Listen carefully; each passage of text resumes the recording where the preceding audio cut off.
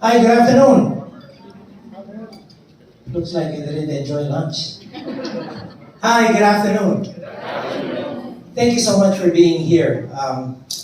It's a Saturday afternoon. I'm so sure you have lots of things to do, but you elected to be here. So we're really honored with your presence. But, I really take pride in what I'm about to do because I'm going to be sharing with you largely what's happening to the Philippines, what's happening to our country. At the start, the overarching idea is investing. However, if you're going to be looking at investing, you have to drill down on a basic format, a macro process where you have to start with a global view. Is it a good time to invest? And then you're going to drill that down and say, so where? Is it good to invest in the Philippines? And if ever the answer is yes, then the next question would be, in what? Because there are a lot of choices. So today, you're invited by your property specialist. Certainly, he or she would have been very interested in a way to introduce you to Albeo, to Ayala Land. But I guess a real push or nudge wouldn't exactly be necessary. It's just that it's so exciting to share this, and maybe not a lot of you would have been very exposed to this being in Singapore. So somehow, I'd really like to get on with it. It's almost like I'm going to somehow summarize this by saying, if you can have a time machine and you can get back to Singapore probably 30 years ago, would you have bought and invested here? If you can go back 30 years from today, would you have invested in Singapore real estate? Because that's the kind of view that you're going to be having in the Philippines.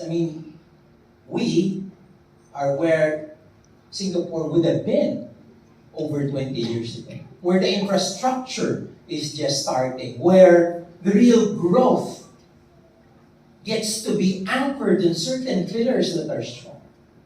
But you see, all of us have choices, and that's why we're looking at it on a global standpoint. It's just that no matter what's happening to the world, we probably would have thought, is it really a good time to think about investments with what's happening today, with all the geopolitics, that situation's turning bad with wars, and the threat of bigger wars.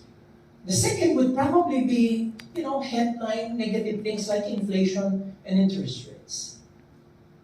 I get by with answering that, quoting one of my favorite guys in investing. He's the pillar of the mutual fund industry.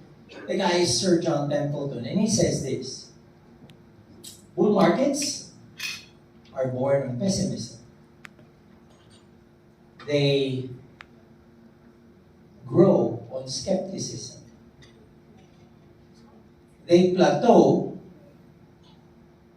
on optimism. And they die on euphoria.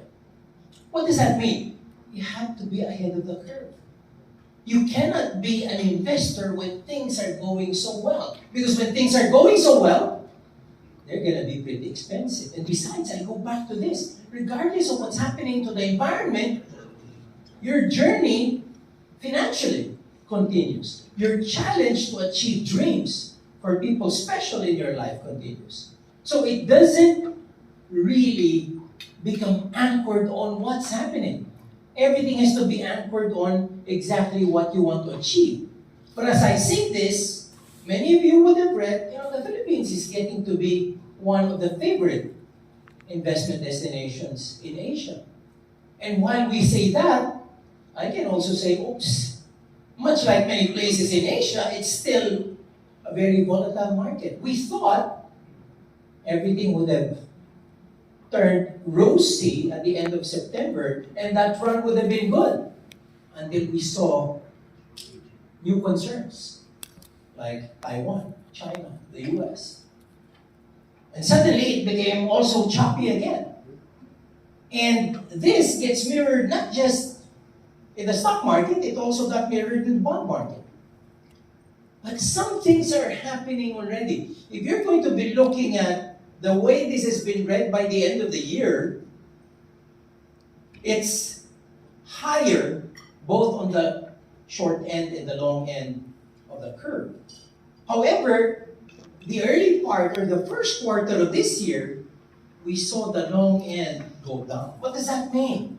That people are already thinking that things are dissipating, things are simmering down. Interest rates would be slowing down, and inflation is actually slowing down. So there are silver tints that are showing up. But you see, if you're going to be looking at the Philippine inflation trajectory, we are on target. We are on target, and we know that this, by the next year, will be a backstory that we will see as an opportunity for current action. You see, as far as we're concerned, I really believe this quote by Dr. Kelly. He says, the key to successful investing is not predicting the future, but it's looking at the present with utmost clarity. If you're going to be looking at investing in long-term assets, you have to be looking at longer-term concerns. You have to be looking at longer-term fundamentals. And if we're going to be drilling it down using the context or the Philippine story, what would be the long-term issues and concerns that we'll have to look at? And this will be a picture of analysts and the pundits of the Philippine market. And we have cross-checked this with government, and there's a bit of an agreement over there that GDP will continue to be strong. Inflation, as I've said, will be history by 2024. It's starting to simmer down right now. We're close to a report that says it's now below 7, and that will come out by next week. You're going to be looking at indicators like unemployment, debt to GDP, that are all improving with a more stable exchange rate, whether it's a bull or a bear or base case assumption by year end.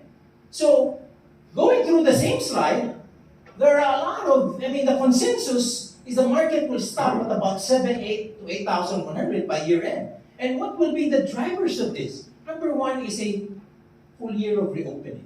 If you're going to remember, last year, the Philippines would probably be open less than 3/4 of the year. When Omicron hit, we were closed for about 3 months. Unlike Singapore, which was open the entire year, right? So if you're going to be looking at company performances, earnings-wise, we have a full year of opening compared to last year's less than 9. But the real catalyst would be a better macro view, as I've said, inflation and interest rates. Just hoping that geopolitical tensions will not escalate. However, getting down to the real fundamentals, company earnings are there. We have seen reports for the first quarter, and the average growth rate of the companies that are listed on the exchange would be reports saying that they are growing 40 to 50% over last year. And that doesn't exempt, the big conglomerate that we are. Ayala Corp is going to be coming up with results. Ayala Land also, that's going to be made public. We're going to be within that same line. And as we know, valuations are very low today. The average in the Philippines would be at a multiple of about 17 to 18%. The multiples in the market today are at as low as 12 to 13. So what does that tell you? It's not a question of performance, it's a question of sentiment. It's a psychological issue, and markets almost always bounce from those.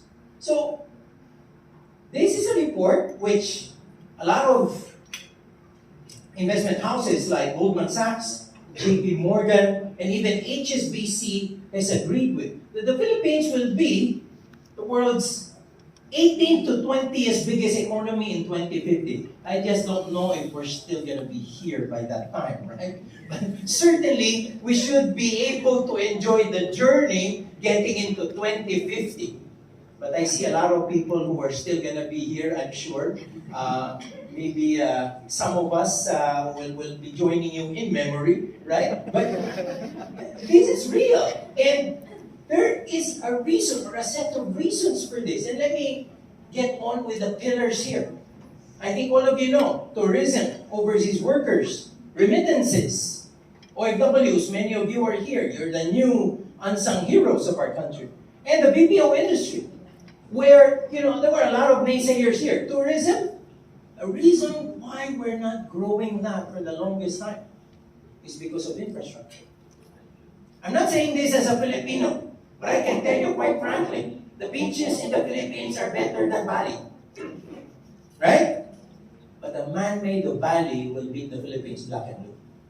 Because they have a great airport, they have nice zoning, they have good roads. You can say anything there. That's the reason why the big conglomerates, the hoteliers, the resorts, Class A, would go to places like that. But the Philippines is starting to correct that negative.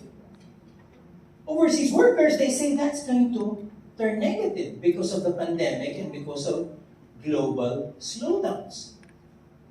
Much like the BPO industry with AI. You see, not a lot of people know that the Philippines has shifted from voice to high-level business process outsourcing that will be largely more creative and technical, that will be very difficult for AI to follow through on. So the numbers are there. We cannot really say that the global slowdown is going to be a negative. The truth is this. When there are global slowdowns, guess what happens? Companies abroad ship more jobs outside because they have to cut down on cost. If they have to maintain margins, if they have to survive and become profitable, they have to limit their costs. And cheaper talent or shipping some jobs to cheaper places will always be that option. Okay? The Philippines, already the fourth fastest growing tourism economy in the world, given the infrastructure problem.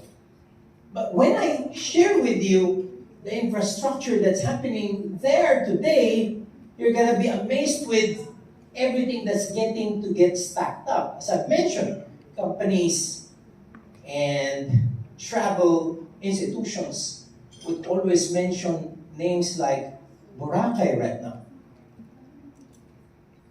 Palawan, Siargao, Ilocos with Pagulpud. Now, beginning to mention places like Calagwas in Quezon. These are pristine places. They're not exactly as commercial as other places in the world, but when we talk about beaches, we talk about powdery, silica, sand, that's going to be in there. Overseas workers, bringing home more money. True, global economy made them slide down when it comes to salaries. But you guys here in Singapore, I know some had pay cuts. But did the Filipino bring home less money? No, when the Filipino gets a pay cut, they get another job. Because the guys back home are not gonna ask for less money. They always ask for more, right? I mean, they're not gonna be happy with less. And they don't care about what's happening to the global economy. It's what they need that they get to ask for.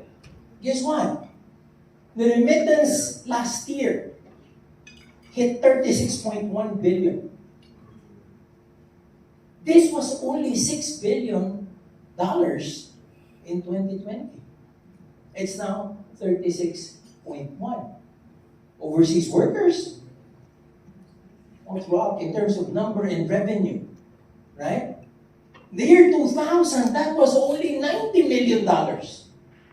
By the end of 2022, it is $32.5 billion. So you're going to be looking at pillars of the economy that will be there for long. And that's the reason why the entire economy is doing pretty well. The driver in global growth will have to be emerging and developing Asia. Guess who's number one in terms of growth in emerging and developing Asia? It's actually the Philippines. Growing at a clip of 7.6 in 2022 and probably simmering down to a 6.5 to 7 within this year. And the bottom line of that is not actually a fluke. It is driven by a young population that drives consumer consumption. If you're going to break down our GDP today, it's not going to be manufacturing and agriculture anymore. That was a thing of the past. If you're going to be looking at it, it's going to be driven largely by services and consumption. It really is. I think some of you have been to Japan. Don't you notice the kind of security guards that guard the malls in Japan? They're so old. Because they're just being given jobs. They can't do much of the brawn that younger people will do. But they have to be employed. You know, those security guards won't do well in the Philippines, with the shoplifting that goes on.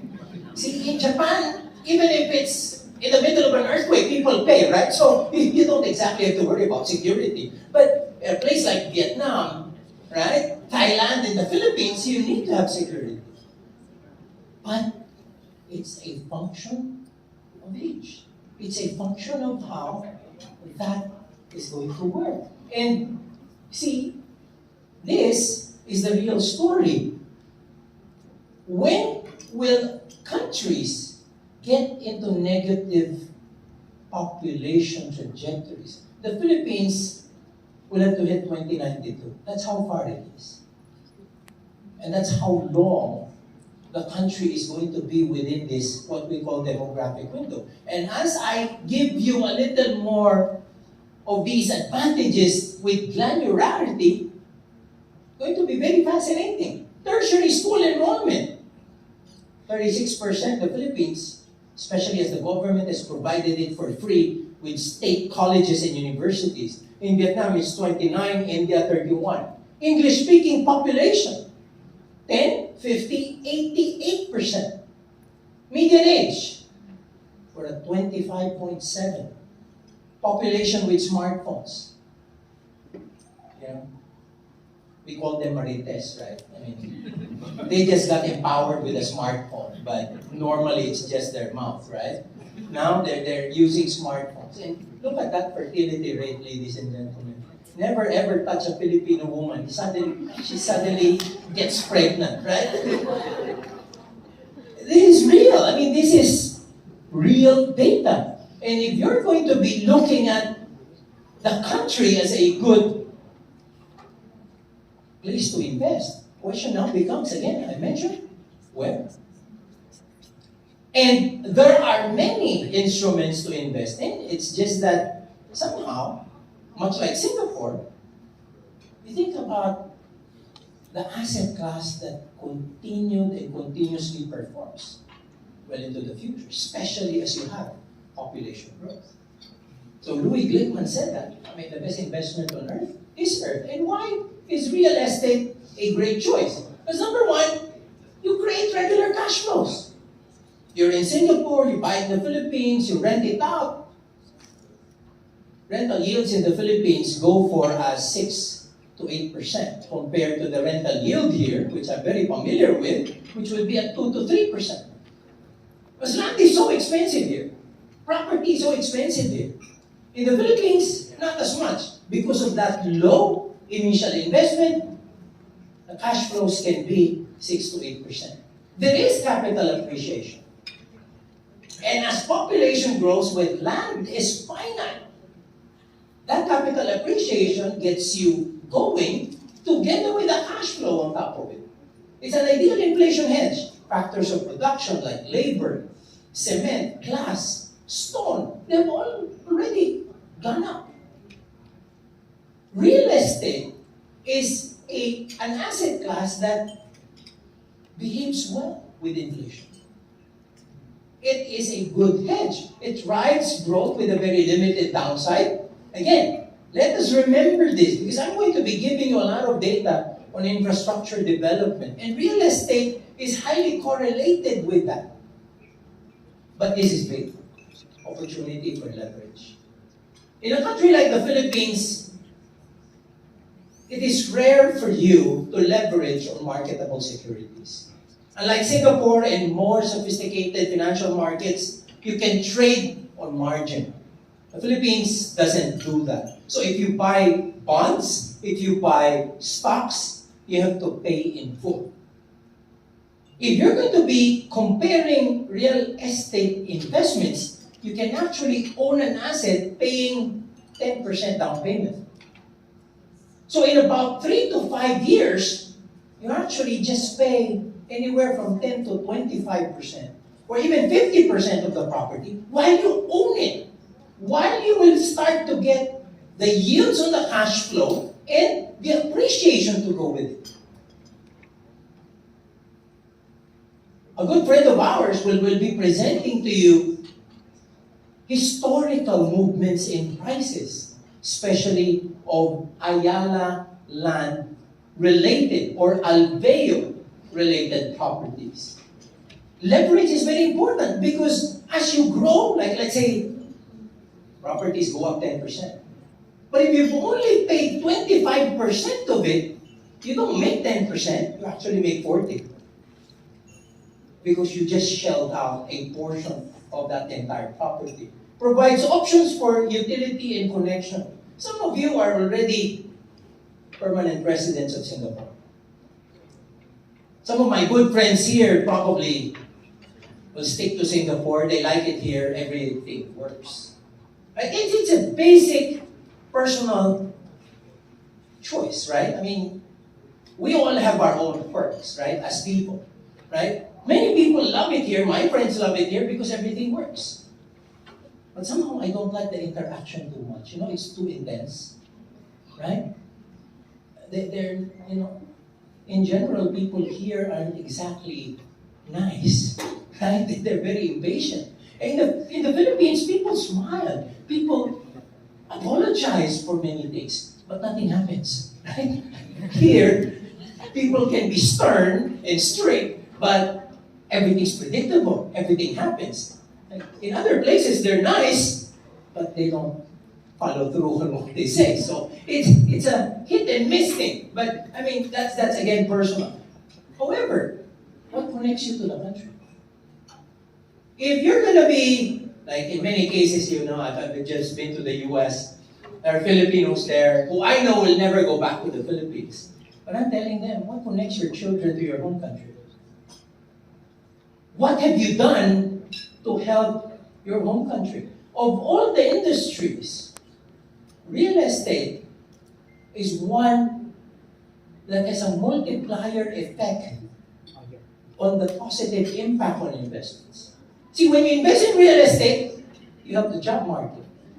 You have the economy in many different ways because of the multiples that go with it. Construction, factors of production, labor, all of that stuff.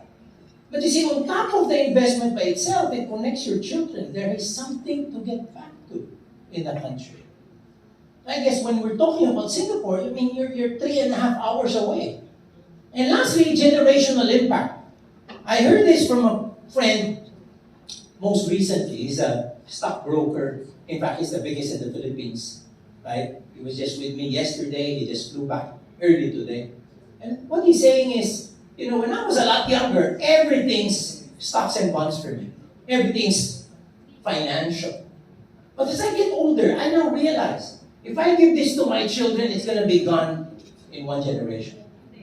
So I've now built up on real estate ownerships. Not just in the Philippines, but even in Singapore. Because he knows when he has earning assets that are permanent, that will go on with generations of his family. That will be maintained. So these are the pluses there.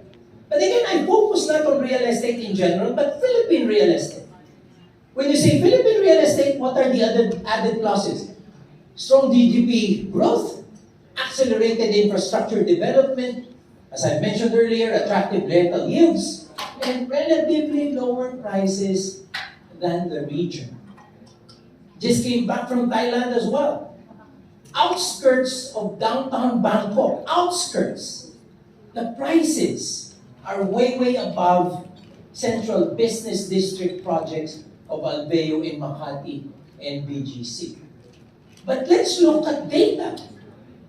For offices, yes, there was a drop because of the pandemic, but if you're going to be looking at the demand today, it is back. See, many people are worried about offices, especially in more sophisticated markets. Why? Because people got used to working from home. And in Singapore, many of the guys, because of the pandemic, now work from home, and many of the young guys don't even want to go back to the office. In Singapore, you can easily do that. Why? Because you have the infrastructure, you have great internet, you have good connection. In the Philippines, they have to go back to the office because where they live would be cramped, hot, and they don't have internet connection. They go up to the roof and, put up some connection that will make them linked up to their offices. It's not efficient. So the growth in office demand has been back, but the supply is not going to be there because in the last 3 years, a lot of the developers stopped. They stopped construction of offices and residential communities, and that's the reason why that 3-year gap, that 2-year gap will be visible sometime 2025 to 2026. And as demand goes up, obviously your vacancy rates will go lower and your rental rates will go higher. Same is true with the residential communities. The recovery has already been done. I mean, this was the market bottom because of the Russia-Ukraine war. After the pandemic, there was a bit of a recovery. Again, geopolitical tensions made it go down, but from there, demand and actual done transactions would be up. And why is that? Again, goes back to the overseas Filipino income and the BPOs. Because the BPO agents would rather stay in city. After the pandemic, high net worth families wanted to go rural. However, BPO agents want to stay very close to their offices and live within the city. So if you're going to be looking at upper middle income, upscale, and high-end, the growth trajectory over 2022 is way above, check out numbers like 83% up, 95% up, and 153% up. This is a third-party property consultant, Lichu and Associates, good friends of ours, but very independent. And this is made available to real estate investors all over the globe. Oh, this is a nice way of putting it. So what he did here, see, a lot of people were saying, okay, there's the pandemic. And he says, no, let's not stop with the pandemic. Let's go back and see MERS-CoV, H1N1, and if you can remember, SARS. Right? Those things happen. And if you're going to date it back from 1970s up, you will look at the asset classes that have been best performing. Now, Filipinos who are here, I don't know if you will ever forget Forbes Park. Forbes Park is the creme de la creme, the ultimate in residential communities in the Philippines. Do you know that it was launched in the 1960s at 66 pesos per square meter? 66 pesos per square meter. It is now selling at 700,000 pesos per square meter. If only our parents knew, right? If only they knew that this is the way things are going to be. Ayala Labang in the 1970s was launched at 140 pesos per square meter. It's now doing about 200,000 pesos per square meter. So if you're going to be looking at it, a 12 square meter maid's room is going to be around 8 million pesos. When I was a bit younger, the movie stars, you can give them a home for 8 million, right? Now it's a mainstream. Even Manila Golf, the golf share, is now $3 million US dollars. That golf share alone. Right? What is this? Why am I sharing this with you? Because it's always anchored on asset ownership. It is how the rich get richer and the poor get poorer. People who are poor work, they don't set aside money for real asset ownership, and over time, because of inflation, whoever owns and holds those assets will always be holding on to real wealth. That's the reason why even OFWs have a chance at changing the storyline for their families over the next generation if they can only begin owning the assets and not just simply working to get by. There is a difference. Accumulation in the right forms and investments would be very, very important. Now, I mentioned I'm going to be talking about infrastructure. I don't know if, I don't want to make this political in color, but whether you agree with it or not, there was a bit of a concern because of the Marcos administration, right? And before that, the Duterte administration. See, as an investor though, I'm not gonna give a lot of credence to all the bad storylines and all that. I'm going to be looking at, what happened? What happened? I mean, is there a plus that you get to see in the economy? Because whether you like Duterte or not, the infrastructure that happened with Build is real. I mean, there was a time when you're in Makati and Alabang and you're going to Baguio. 1 hour and a half, you're just in EDSA because of the traffic. That's real. Do you know that you can now go from Makati to Balintawak in 18 minutes, traveling at around 60 kilometers per hour on the Stage 3 Skyway Connector? And that's the reason why I can be in my Subic villa in 2 hours. And in the next 5 years, you can go from Bicol to Ilocos, a usual travel time of 20 hours. That will be 9 hours.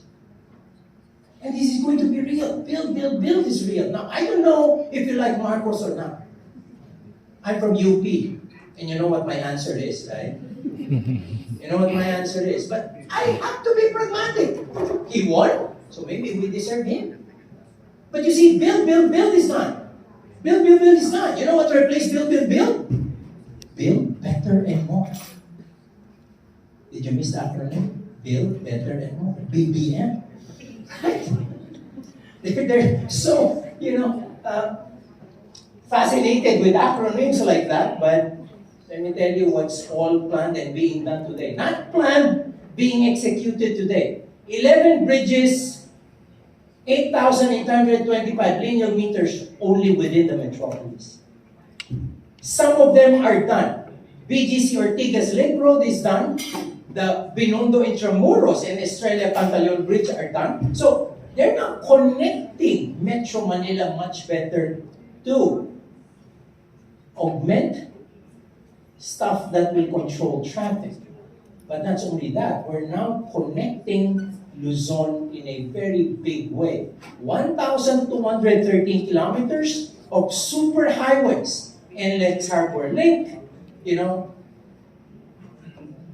all of these things like T-Plex, C-Lex, Calax, Alabang Cavite, there is Cavitex, Skyway Stage 3, I mentioned that, Slex TR4. So, I've mentioned this, reducing time from Ilocos to Bicol, from 20 hours to just 9 hours. That will happen.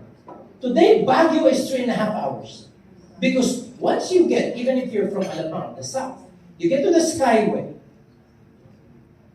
you're never gonna go through a single town much like you did in the past. Because once you climb the Skyway, you'll be connected to NLEX to T-Plex, you're not at the foot of Cannon Road. You're gonna be in Baguio in 3.5 hours. You're gonna be in La Union in less than 4 hours. So, think about what's gonna be happening to the real estate market when all of these get to be launched. All of these are infrastructure projects that are done or being done. This is one of the big things. Bataan Cavite Interlink, if you're going to be looking at our map, everything goes through Metro Manila when you're coming from the south going north. Today, this is already inaugurated. It's a 32-kilometer bridge. It's going to connect Cavite to Bataan so that people will be going north, don't have to go through Metro Manila. So that again, ladies and gentlemen, is that game changer. You can just imagine how land prices will be. And I like it when David Leach